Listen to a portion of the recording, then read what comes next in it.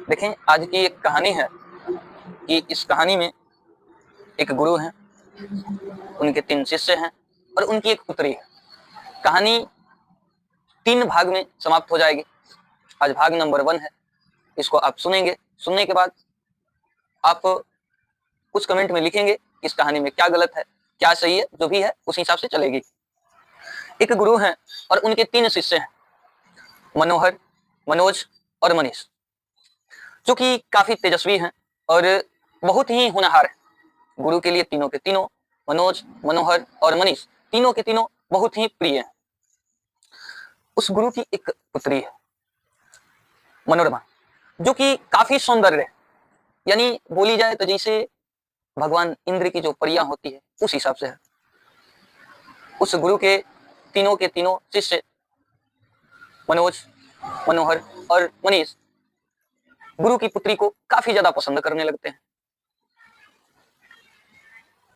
जो गुरु जी की जो पुत्री है मनोरमा, वो भी तीनों के तीनों शिष्यों को काफी ज्यादा पसंद करती है। बात चलती है, फिर बात पहुंचता है गुरु जी के पास। फिर गुरु जी एक बैठक कराते हैं, वहां पे तीनों को बैठाते हैं, तीनों अपने शिष्य को बैठाते हैं और अपनी पुत्री को भी बैठाते हैं और बात करते हैं शादी की।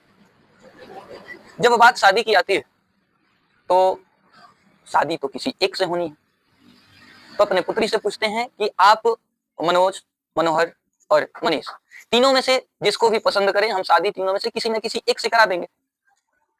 लड़की बोलती है, गुरु जी की पुत्री, तीनों के तीनों तेजस्वी हैं, तीनों के तीनों मेरे लिए प्रिय हैं। अब बात फंस जाती है कि शादी किससे की जाए। फिर गुरु जी और उनके जो शिष्य होते हैं ये एक निर्णय लेते हैं कि कुछ दिनों की मोहलत दे दी जाए सोचने के लिए। फिर लड़की को कुछ दिन के लिए मोहलत दे दी जाती है सोचने के लिए। तब तक कुछ समय बीतता है, तब तक गुरु जी की पुत्री आत्महत्या कर लेती है। आत्महत्या कर लेती है।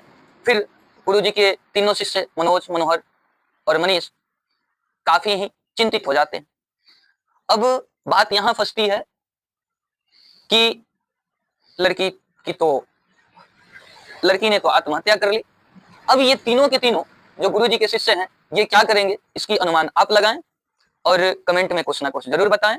बाकी की कहानी अगले वीडियो पार्ट 2 में चलेगी।